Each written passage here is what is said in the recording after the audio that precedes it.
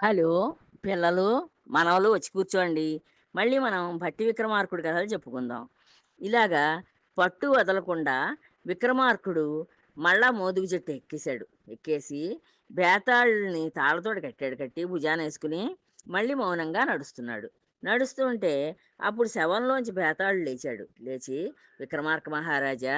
నీకు మార్గాయాసం తెలియకుండా ఒక కథ చెబుతాను విను" అంటూ ఇలా ప్రారంభించాడు. కథ చెప్పడం ప్రారంభించాడు. ధరామండలంలో పుష్కరం అనే పట్టణం ఉండేది. ఈ భూమి మీద పుష్కరం అనే పేరున్న ఒక పట్టణం ఉండేది ఇంత క్రితం. దానిని గ్రహభుజుడు అనే రాజు పాలించేవాడు. అతని పుత్రిక మదనమాలిక.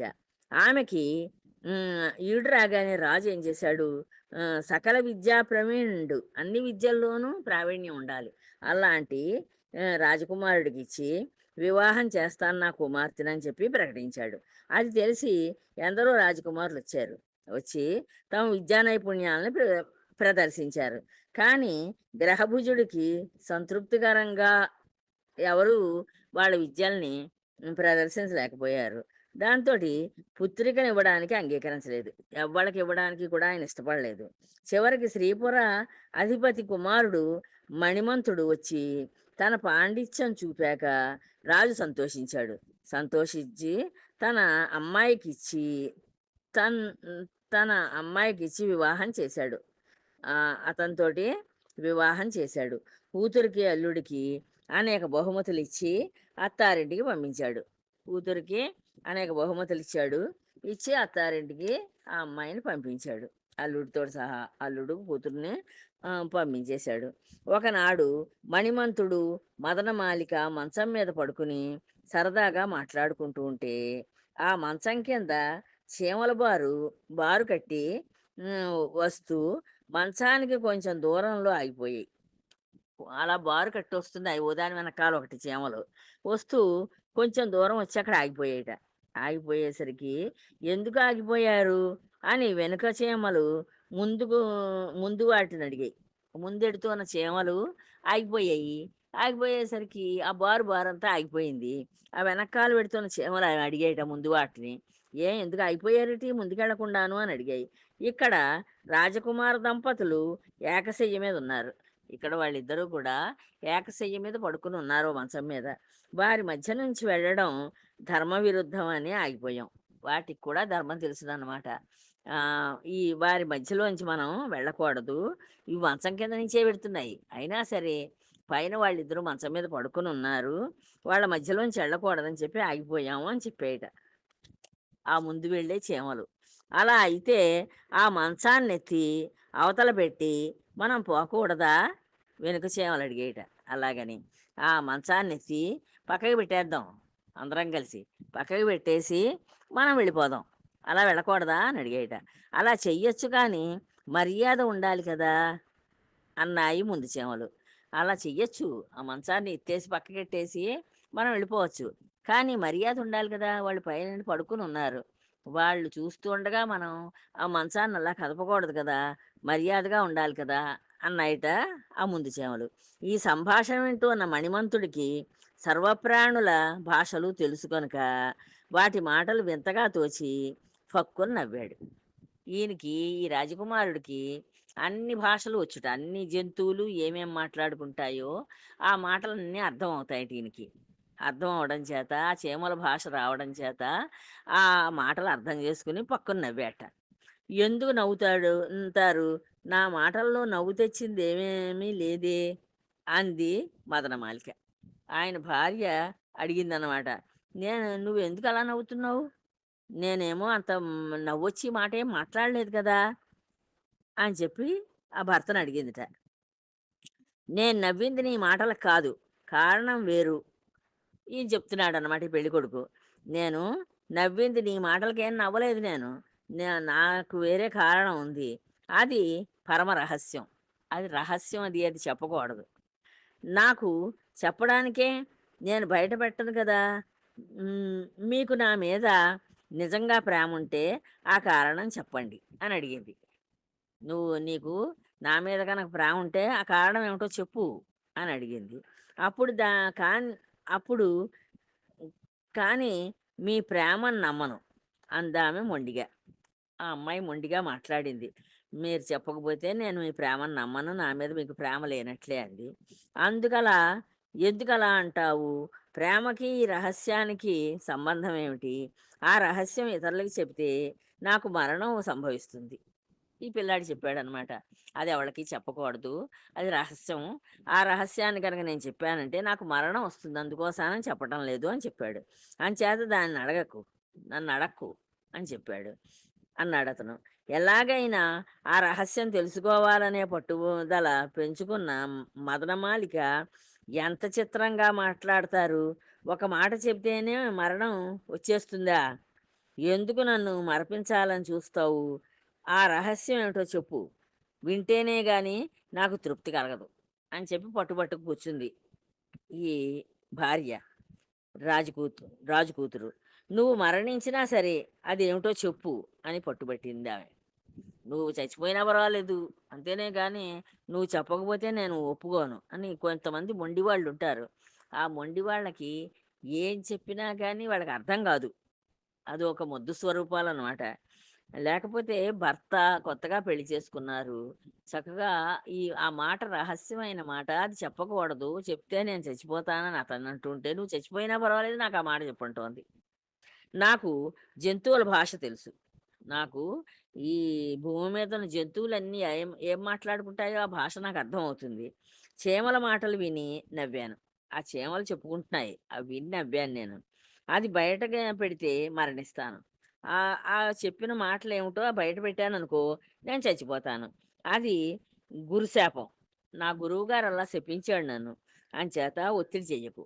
నన్ను అనవసరంగా ఒత్తిడి చేసి నా ప్రాణాల మీదకి తేకు అని చెప్పి బతిమాలాడు. అని అతను బతిమాలినా వినకుండా ఆమె, "నువ్వు మరణించినా సరే నేను ఆ రహస్యం తెలుసుకుందే ఉండలేను" అందామె. "నాకా రహస్యం చెప్పి తీరాలి నువ్వు. నువ్వు చచ్చిపోయినా నాకేం అభ్యంతరం లేదు" అని చెప్పింది.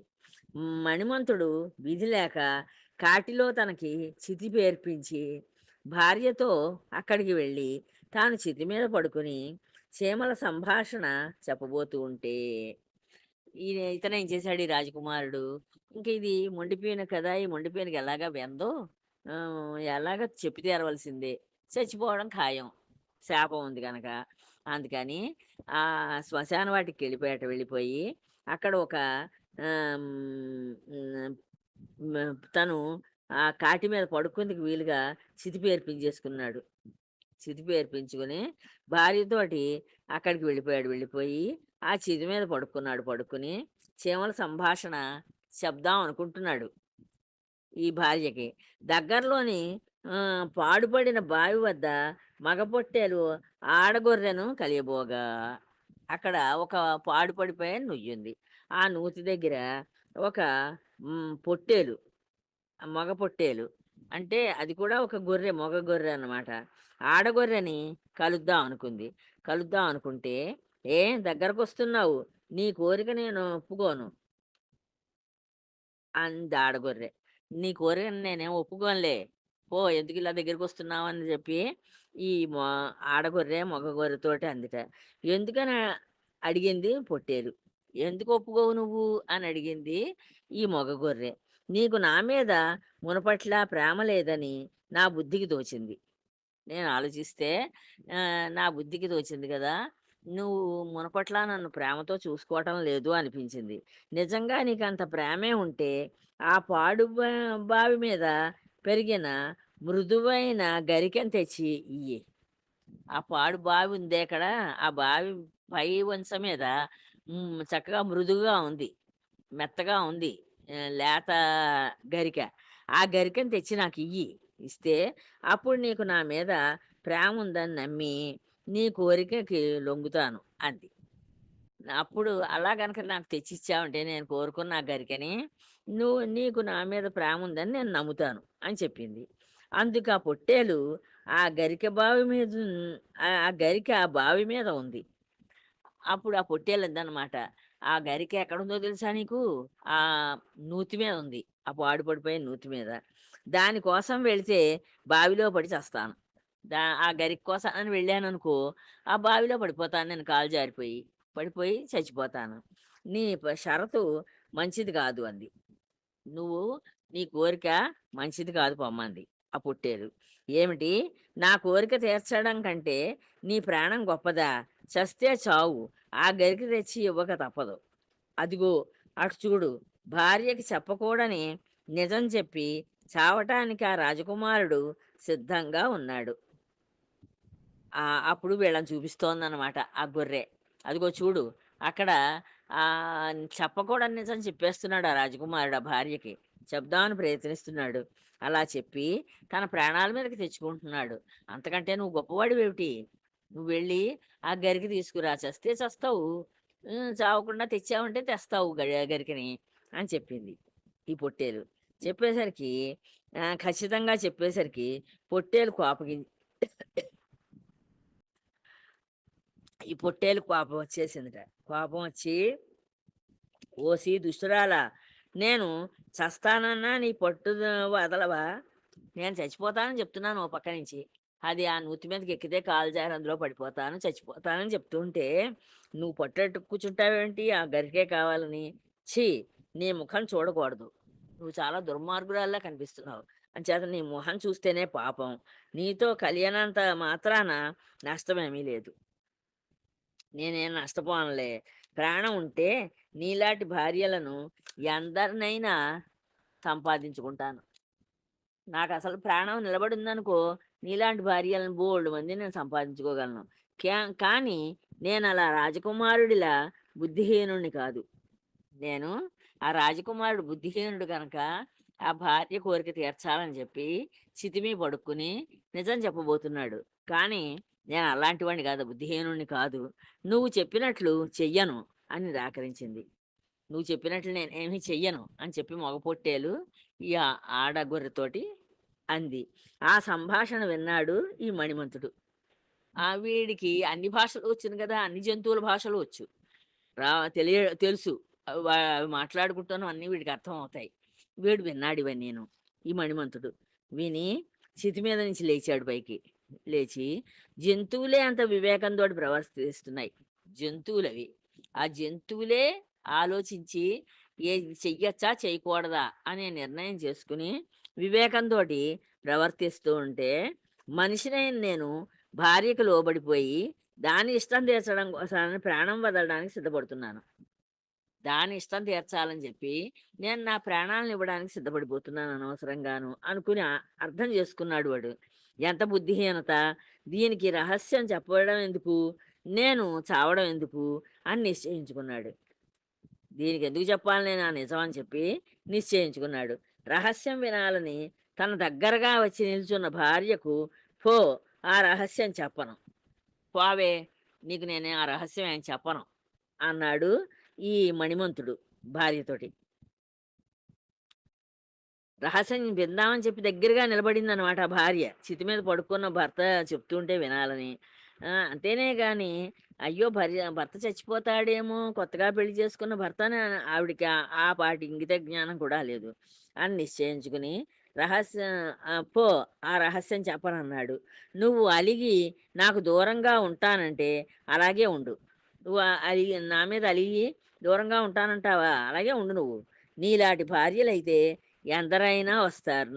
కానీ ప్రాణం ఒకసారి పోతే మరి రాదు. నీలాంటి భార్యలనైతే నేను సంపాదించుకోగలను బోలెడుమందిని. కానీ ప్రాణం పోయిందనుకో, మళ్ళీ ఆ ప్రాణం తిరిగి రాదు. అంచేత నేను నీకు ఆ రహస్యం చెప్పను అని తన మందిరానికి వెళ్ళిపోయాడు. అని చెప్పేసేసి తన మందిరానికి వెళ్ళిపోయాడట ఈ రాజకుమారుడు.